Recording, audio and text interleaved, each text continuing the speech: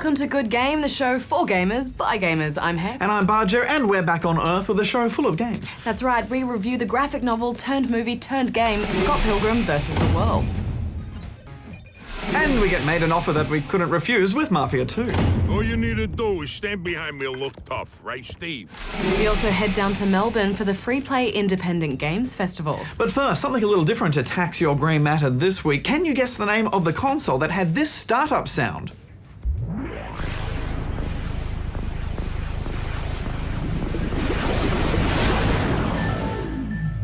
It's quite pleasant. Answer at the end of the show. Use time, Hex. Chrome, Australia's largest independent games developer, has put a large number of its staff on notice, pending the outcome of a number of upcoming projects.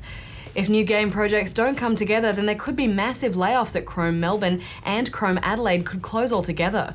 The home of Ty the Tasmanian Tiger and Blade Kitten, Chrome has already suffered 2 recent rounds of staff cuts. While the company is attempting to revive its fortunes by relaunching Ty on Facebook, their future is very much in the balance. An American gamer is suing an MMO publisher for making a game that was too addictive. Craig Smallwood is suing NCSoft, claiming that Lineage 2 ruined his life, making him unable to function independently in usual daily activities, such as getting up, getting dressed, bathing, or communicating with his family and friends.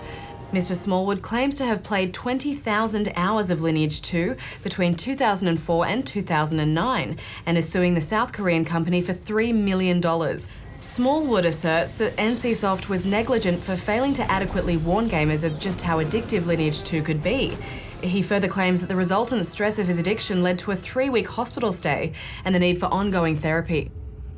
South Korean scientists may have hit upon the ultimate solution to video game addiction: antidepressants. Researchers from Chung'ang University recently conducted trials on the effectiveness of bupropion and discovered that it can actually reduce the cravings of gaming addicts. Naturally, the tests were conducted on gamers with a serious hankering for StarCraft. It is not yet known, however, whether bupropion can inhibit the desire to play StarCraft 2. Gaming addiction is a serious social problem in South Korea, with an estimated 10% of internet users, or 2 million people, unable to control their time online. Do you even see what you're becoming? We are who we choose to be, Matt. An American uni has added a video game to the syllabus, and playing it is compulsory.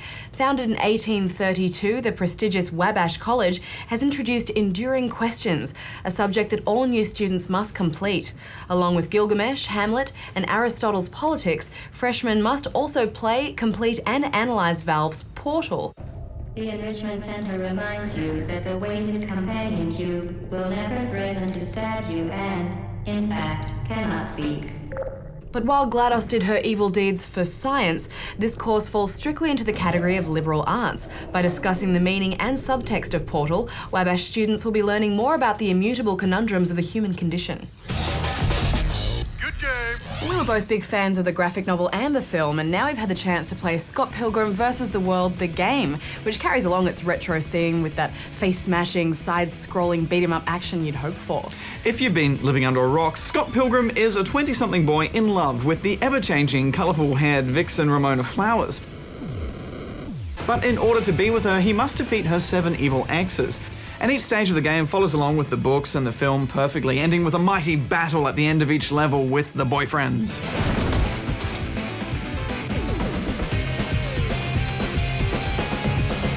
You can play with up to 4 players, and you can choose to play as either Scott, Stills, Kim, or Ramona, and each has their own different special ability.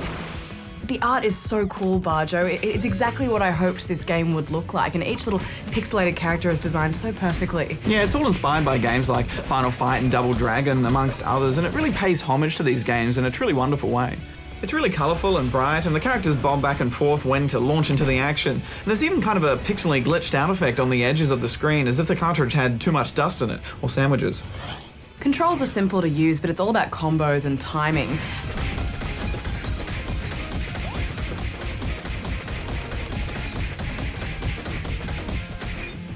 You've got your standard block, attack, heavy attack, and super move, but you can also pick up things like bins or baseball bats to use them as weapons or hurl at enemies. You can also pick up other enemies and use them as a bludgeoning tool. Holding down L1 will call in knives for a quick assist, and fast tapping circle will revive teammates when they're down to save them from burning through another life, if you can get to them in time. There's also a lending system where you can lend money and HP to other players if you're feeling generous. If you do use up all your lives, you can float around as a ghost for a short period of time and steal a life from another player. So in co-op you do get quite a few second chances. You want to play this in co-op too because it's seriously punishing, even on easy. I don't really get why they even have an easy setting if they're going to make the difficulty curve so steep in single player. I mean, this really is a 4-player game. Yeah, it's even with all the chances for comeback and multiplayer, it's really unforgiving. It takes real skill to just try and beat this game as you re-attempt it, but the triumph at the end of each level is pretty sweet.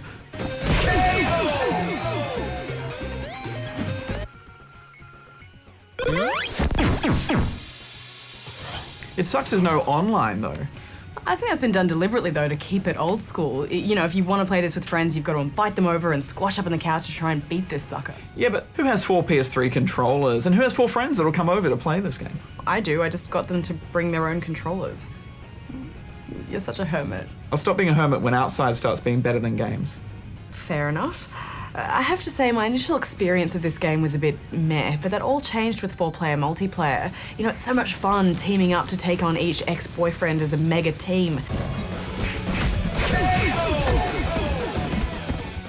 Unfortunately, we encountered numerous crashes and quite often half of our characters' individual progress wouldn't save. It was so frustrating. Yeah, hopefully they'll fix that with patches. And, you know, I know it's a throwback to old games like Double Dragon and that's why the characters are walking so slow, but it really drove me crazy. You can double tap to run, but it just took a long time to get around and I just feel like there are a few retro things here that they brought back which we were kind of glad to leave in the past and it ate into the fun a little bit. Yeah, I know what you mean. I think I had the same issue with 3D Dot Heroes a while back. You know, for all its Zelda tributes, it still just got a bit tedious after I got over the initial nostalgia. I love the sound and the music especially, and that coin-op style intro, and you know, when you put it alongside the games that it's emulating from that era, as far as beat-em-ups go, this one is, you know, the most epic. Revisiting all that is fun initially, but then it just starts to get frustrating, so I'm giving it 7 out of 10 rubber chickens. I think they really hit the nail on the head with what they were trying to achieve with Scott Pilgrim. It really complements the comics and the film just perfectly, even paying homage to the character's own love for the genre. Whether or not you'll actually find it fun really comes down to how big a retro gamer you are, or how many friends you have. It's a 7.5 from me. And for those 360 users who want to play this game, you'll have to wait just a little bit longer. It's only on PS3 right now.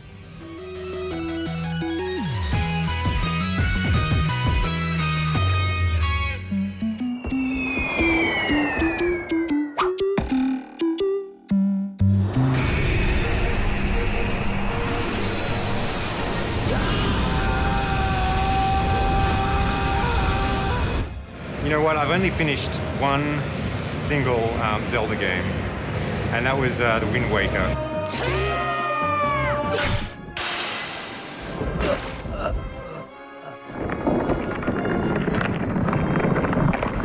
But I've played almost every one of them, and I don't know why that is. I guess I just get bored or something about it. It's a very shameful thing to admit, I think. They're such great games, but for some reason I just never finish them. Good game. A few weeks ago, we reviewed the Wii Ware survival horror game Muscle March, and since then we've had a few emails suggesting more. So Hex, what should we start with? Well, how about Bit Trip Runner? It's a strange mishmash between an old school 2D platformer and a kind of music rhythm game. It looks pretty simple, but it's delightfully tricky to master. You're propelled through a level without the ability to stop or change direction, and as you progress through the level, you get different abilities: slide, jump, spring, and kick. This is combined with another level of gameplay, however, in that every action you perform contributes to a kind of chiptune song that you're creating as you go. Usually the level starts with a basic beat or a few chords, but there are items you'll collect in each stage that'll add another layer of music to the song, so the song gets more complex as you go. So the further you make it through the level, the richer and fuller the song becomes.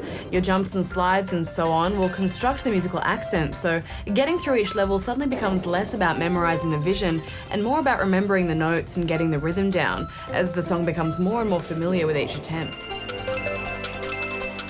The music is fantastic too, which makes it doubly frustrating when you hit a wall or forget to kick, because not only are you sent right back to the start of the level, but also all that music is stripped down to the first beat, and you just really want to keep that song going. It may appear basic, but this game is actually a lot more fun than it looks because of that music rhythm element. The levels are all pretty short too, and it's hard not to just say, oh, just one more. It's 8.5 from me. I enjoyed it too. I think it's a touch pricey though at 800 points. I'm giving it 8 out of 10 rubber chickens. Next up, art style light tracks. This is a kind of remake of an old GBA game called Dotstream, which was only ever released in Japan.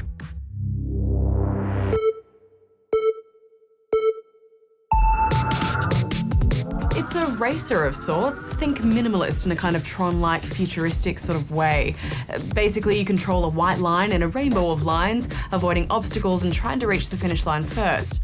There's no tutorial, and it would have been nice to have one because you kind of have to figure everything out through trial and error, such as if you drive close to another line, it'll fill up your boost. Yeah, it took me ages to work that out. I don't know, I don't really get the appeal of this game. It's a little bit too minimalist for me, I think. No multiplayer, very little excitement or variation. The only thing I really liked about this game was the music. I kind of just wanted to take the game's soundtrack and put it under another game that's actually fun.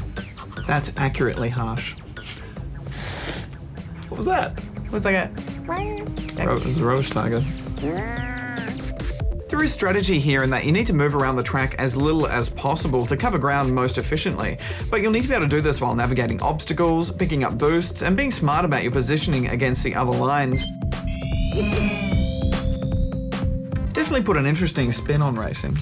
Light tracks will set you back about 600 points, which isn't much, but not really worth the download in my opinion, unless you're a Bit Generations fan looking for a trip down memory lane. It's a 4 from me. Yeah, I think it was a one-time affair for me. I'm giving it a 6.5.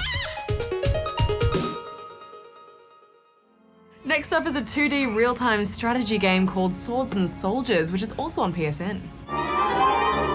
There are 3 campaigns, the Chinese, Vikings, and the Aztecs, and each have their own units such as catapults, zombies, and rocket launchers. And basically your goal is to build up enough units to defend your base, then slowly keep pushing forward until you take your opponents. The strategy here is to send the right types of units out at the right time while still keeping your tech tree upgrades going. Each faction has their own abilities as well, such as healing units, lightning, poison, shields, and you can use this to tip the odds in your favor. I quite liked it, Hex, especially the multiplayer. It's quite fun getting those monkeys which skip dudes. A lot of the sound effects are quite repetitive, but the first thing you really need to do is turn off the music and turn up the game speed, because it's just a bit boring on the slower speeds. For 1,000 points, it's not a bad buy. The campaigns are quite fun and it all works fine, but I think you have to specifically be into this kind of tug-of-war gameplay to really want it though, because there's not much else to hook you here, so it's a 7 from me. Yeah, I'm giving it 7 as well. End roundup. Good game. There's no doubt that the global financial crisis has impacted on the work of Australian game developers. And with the news of more layoffs at one of our largest and most successful Chrome studios in Brisbane, things seem as bleak as ever. But all is not lost in these dark times. There are some developers who are having some successes, especially those that go it alone or work in small teams. The Freeplay Independent Games Festival was held in Melbourne earlier this month to celebrate and encourage the work of our independent developers. So we went along to find out more.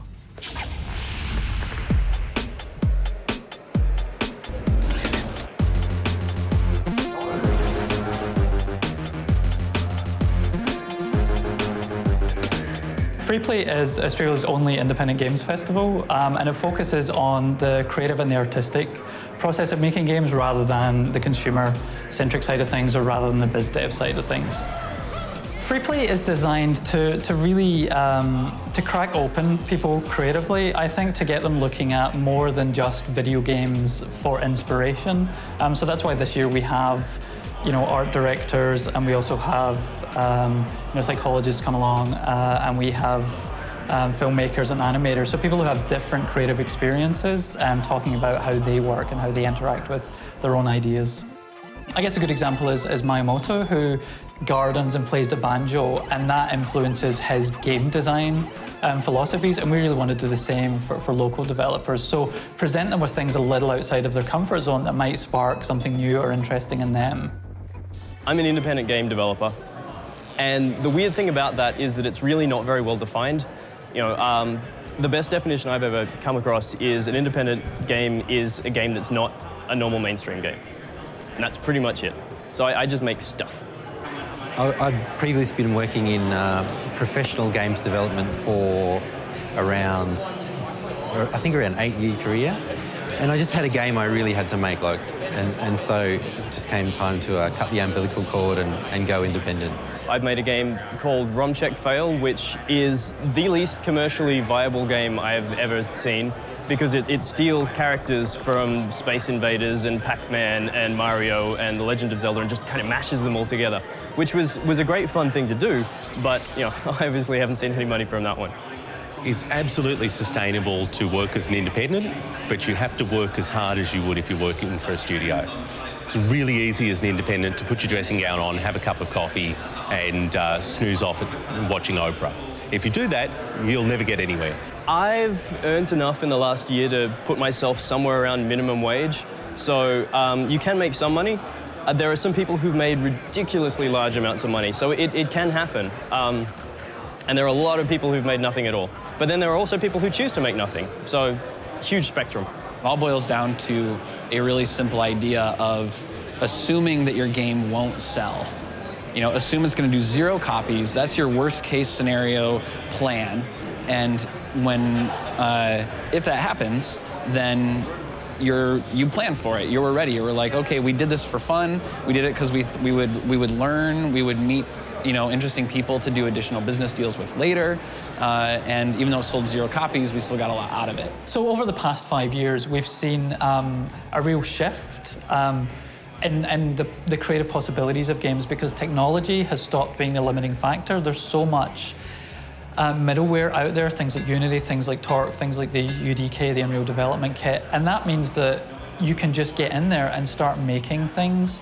So it becomes about your ideas and the strengths of your ideas rather than whether or not you can program and actually implement those games on the platform.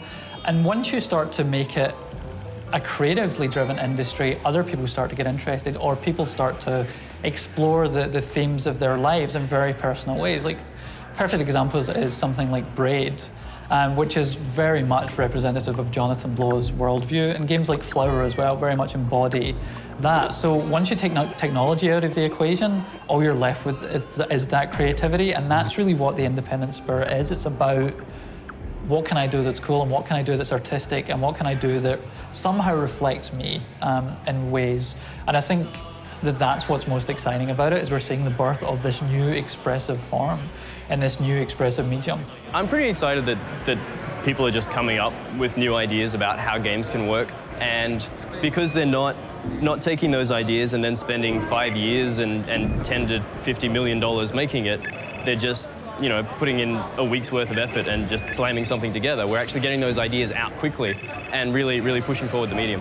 One of the things that comes with freedom is that when you own the things you make, if one of them does do pretty good, it can buy you, different developers call it different things. They call it burn time or their war chest, but it buys you a chunk of time that you can invest in something stupid.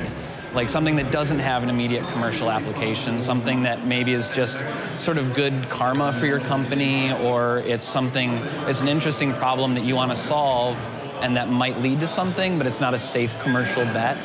For me, accessibility is much more important than freedom of expression. If I'm putting something in the game and people aren't going to understand it, there's simply no point going in there. I mean, my games are rated G, and I've made a very conscious effort to make sure that everyone can play them.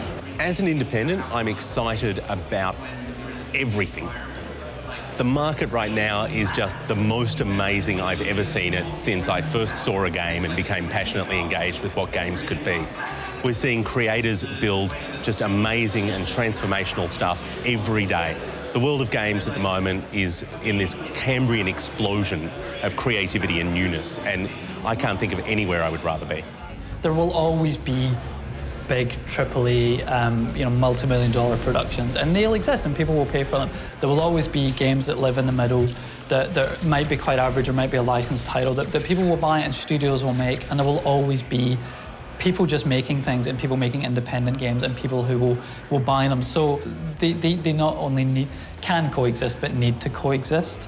But for me personally, the most exciting space is is that low-end space, is that independent space, is that experimental space, and is that space where, as a creative, you can go out there and you can kind of communicate something about the world and leave your mark.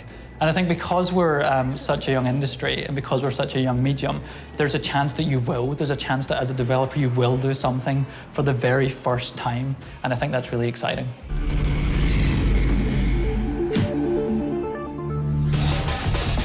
Good game. I'm happy, my cares have flown away a new day with nothing in the way, and darling, let's dance together till morning. And you're so graceful, and me, a clown disgraceful. We are a perfect match, you can see. The first Mafia came out in 2002 and it had a great story and was a pretty sweet game. Now the sequel is here, the suits, the story, the city. It's the perfect setting for some low-speed chases. So bring on the light, fantastic, I'll show you. If you should ask it, and darling, let's dance together till morning. The game begins in the 40s and follows the story of Vito, who's on furlough from the war. Vito falls in with some crims who make him an offer he can't refuse so that he doesn't have to go back to the front line.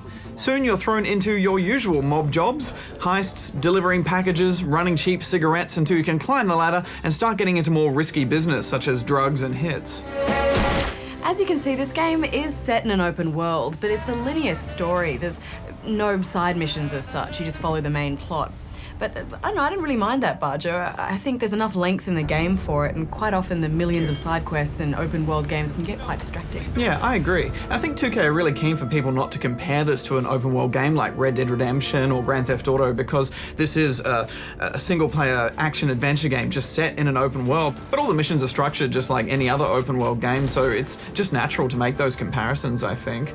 And I'll get to the good stuff a bit, and there is a lot of good stuff here, but I need to rant a bit about the whole structure and design of this world, because there's a lot of flab in this game. And if you look at something like Red Dead Redemption or Just Cause 2, you know, some of the best open world games we've had this year, they really cut the fat with teleporting and cab rides. And here I just felt like I was driving so much just to get from mission to mission, just to go to bed or answer a phone call. There's just so much flab here. Yeah, I know what you mean. It's kind of like pick up the phone, go to this place, and then go back, and I just felt like I was constantly going up and down flights of stairs. Why did I gotta put so many fucking stairs? I was happy when I finally got to move into a ground level apartment. Yeah, and then they just burned it down anyway. Spoiler alert. I quite enjoyed being in this world though. You know, driving the cars, they all handle really well and the drift is good, and using the horn will make everything get out of your way. One thing I need to rant about though, I think, Hex, are the cops. You know, they're a staple in open world games, but here, they didn't do it for me. No, they ruined a lot of the fun, I think. They just drove me crazy. You just breathe near them and they chase you. They're quite easy to escape from because one tiny crash and they go into a coma, but there's just too many of them. You can't do anything naughty without having to stop and pay a fine or try to run away.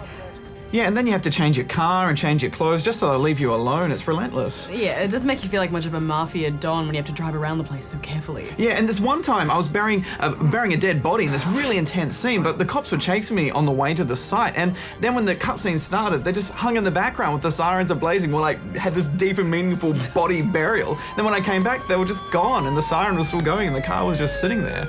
We are harping on about it a bit, but with the unforgiving checkpoints in the game, it really lengthens it in the wrong way. The action, however, is solid. You can't blind fire, but taking cover works well, and enemies die believable deaths. So do you. Get too close and you'll cop a headshot. It means you have to creep forward slowly, choose your moments to pop out and attack, and keep an eye out for flanking options. Some of the stealth stuff was alright, Hex, but I really like the weapons, especially the Tommy gun. Ah, me too, and they're even cooler when you're in a nice suit. There's also a melee system with a counter, and you'll randomly get into fistfights as you steal cars. You're forced into too many of these fights though, and they're not actually fun, more of a chore. The prison scenes are all about the fisticuffs, and unfortunately that entire chapter brings the whole story to a grinding halt. Yeah, it's kind of like the melee system wasn't deep enough or wasn't simple enough. No one's really got that right since Saints Row 2 or maybe Red Faction's Hammer. I don't know why it's so hard. Just make it fun. When you finally do get released, the world has changed and aged, and even the music and the fashion has changed as well. Okay, third rant incoming, Hex. I'm ready. Okay. There's a lot of moments in this game where they need to play out an animation, such as if sewage falls on you, he's got to wipe it off his coat, or if you're walking behind a bunch of characters and they need to get out a bit of dialogue on their way to a checkpoint. And I guess this is kind of related. In a lot of the stores, they have the phone right next to the cash register. So if you're robbing the store, quite often you'll just accidentally pick up the phone first because you're in such a rush to get out before the cops come. And you just have to wait for this whole animation to play out while he answers the phone, and then he doesn't have anyone to call, and then he slowly puts the phone down while the cops are coming in trying to get the cash out. And I guess that kind of speaks to the point about the game really frustrating you for no reason, and it feels a bit unfair. Surely there is a better way to play out these scripted moments, these little scenarios. Plus, what's with not letting the player do the coolest bits in the game? You know, all the real Mafia fun, like taking down a mob boss or going on a hit, it's all handled in cutscenes. But I think it's my turn to rant a little bit now, Barjo. Oh, really? Go ahead. Thank you. This is a game that focuses on story, but I have an issue with how they've handled the characters. I mean, I didn't really care about them at all. They're so not memorable or rounded in any way. I didn't get the chance to get to know Vito, and I couldn't even really say what kind of a guy he was based on his actions in the game. Yeah, I felt like I knew his Hawaiian-shirted friend better than him, and I guess it must be hard writing a Mafia story without using all the cliches from all the such great Mafia films out there. But Mafia cliches are pretty cool, Barjo. Well, that is true, Hex.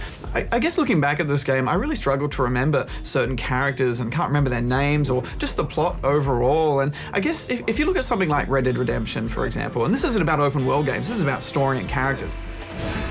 I remember his name and what his motives were, and you know, he wanted his family back, and you learnt more about him as the game progressed, and you just grew to love him, and you wanted him to see it through, but I just didn't care about Vito or really understood why he was doing what he was doing at all. Rants aside, this is still a really fun game, and I guess we're just talking about these points a lot because we wanted it to be amazing, and it looks amazing, certainly, but it just plays a bit averagely. On top of that, about 17 hours in, our code bugged out and we couldn't finish the last couple of chapters, so it is possible there are some redeeming moments there, but based on the 85% of the game we have played, I'm giving it 7.5 out of 10 rubber chickens.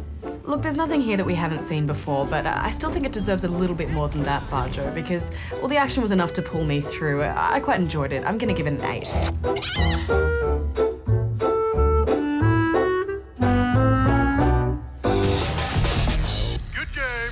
So, did you guess the gaming sound for this week? It was, of course, the bubbling boot-up boom of the first Xbox console released back in 2002. And that brings us to the end of the show for this week, but we will be back next week. With Kane and Lynch 2 Dog Days, the gritty sequel to the ultra-violent and slightly rubbish Kane and Lynch 1. And it's not quite a flight sim, but if you like your arcade shooting action in a plane that can take off and land, the sequel to Hawks, Hawks 2. We also review Lara Croft and the Guardian of Light. If you must continue, take this for your journey. Also Shank. Shank's Hex. We'll be back next week, and don't forget to jump on the forums and Facebook and Twitter, and thank you to everyone for all of your comments and feedback. We always appreciate it, and we'll be back next week, by the way. Hex out.